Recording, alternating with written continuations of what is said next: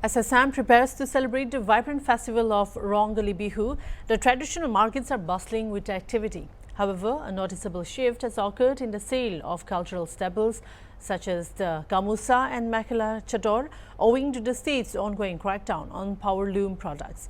The Assam government has banned the sale of powerloom-produced gamusas under the Handloom Reservation Act of 2010, aiming to protect traditional artisans and promote handloom culture. This decision, while supporting local weavers, has affected traders and consumers alike. Powerloom products are typically more affordable than handmade alternatives. As a result, many consumers, especially in economically strained regions, gravitate towards cheaper options. However, this year, the enforcement of the ban has led to a decline in availability and sales of such products in Bihu markets. Despite these efforts, the ban has created challenges. Law enforcement agencies find it difficult to distinguish between powerloom and handloom products, complicating the implementation of the policy. Meanwhile, traders who previously stocked powerloom items are facing a slump in business. সাতজন কৰ্মচাৰী আছে, সাতখন খাল মোৰ হয়। মই আজি 10 বছৰ মানৰ পৰা কাম কৰি আছো।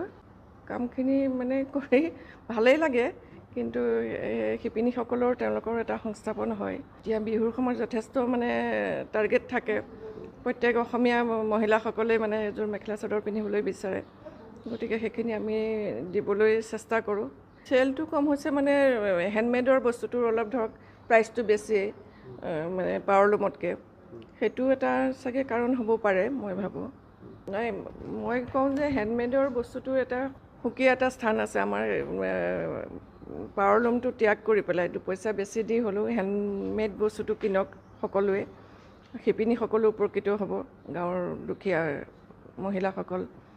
চৰকাৰে এটা পদক্ষেপ লওক, এফেক্ট হৈছে এইটো। মানে ধৰক এতিয়া আমি আমাৰ হেণ্ডলুম প্ৰডাক্টৰ অলপ প্ৰাইচটো অকণমান বেছি হয়, কাৰণ কষ্টটোও বেছি হয় আৰু সেইটো সময় লাগে বেছি।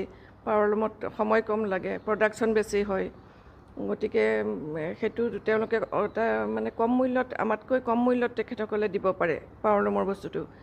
আমি ধৰক সিমান মানে কম্পেয়াৰ কৰিবলৈ গ'লে আমাৰ মূল্যটো অকণ বেছি হয়। সেইটো বেচিবলৈ যাওঁতে অসুবিধাৰ সন্মুখীন হয়। সকলোৱেতো চিনি নাপায় যে পাৱাৰলুম কোনটো বস্তু, হেণ্ডলুমৰ কোনটো। মই আজিলৈকে 10 বছৰমান হ'ল ইয়াতে বাইদেউৰ তাতে। তাৰপিছত এনেই ল'ৰা পঢ়াতে মানে সুবিধা পাইছোঁ, সেইটোৱে আৰু এনেই ঘৰ চলাওঁতে। পাটৰ চাদৰ মেখেলা, টচৰ সেইগিলা বনাওঁ। এনেকৈ অলপ কম হয়, নিমিলে আমাৰ, সেইটোৱে খুব কষ্ট হয়। দৰমহা ইমান পালেও মানে ইমান নিমিলে আৰু আমাৰ সুবিধাটো আমি আজিলৈকে পোৱা নাই। মানে নিজে অলপমান পালে মানে ভাল লাগিল হয়। তেনেকুৱা নাই, যোৱা বছৰতকৈও এইবাৰ বেয়া। যোৱা বছৰতকৈও বেয়া, তাৰমানে ৰেটটো বঢ়াই দিছে, বাঢ়িছে, হ'লচেলত প্ৰাইচটো বেছি। সেইটো কাৰণে আমি বিক্ৰী কৰাৰ কাৰণে অলপ অসুবিধা পাইছোঁ, দামটো বেছি, গ্ৰাহকে দিবলৈ টান পায়। কিন্তু আমি শুৱালকুছিৰ পৰা আহে আৰু ৰামদিয়াৰ পৰা আহে, এনেকুৱা আহে আৰু গাঁৱৰ পৰা আহে, লোকেল চব হেণ্ডলুম হয়। দোকান বহুত এভেইলেবল দোকান হৈ গৈছে, সেইটো কাৰণে আৰু ধৰি লওক আমাৰ বিক্ৰী কৰাটো অলপ মুস্কিল হৈছে। দোকানো অজস্ৰ হৈ গৈছে, তেনেকৈ গ্ৰাহক নাই আজিকালি। তেনেকুৱা দাম ৰেট পালে, বেছি পালে অলপ টান পায় আৰু বেছি দামত কিনিব।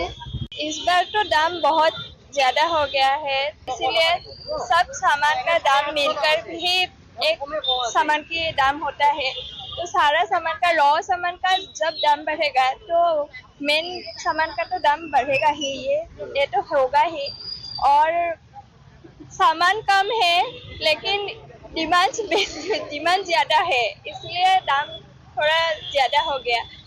बाहर से जो गामसा आता है उसका चाहिदा कम हो गया और जो हमारे यहाँ शिपिनी हुआ करते हैं उसका ज़्यादा डिमांड हो गया।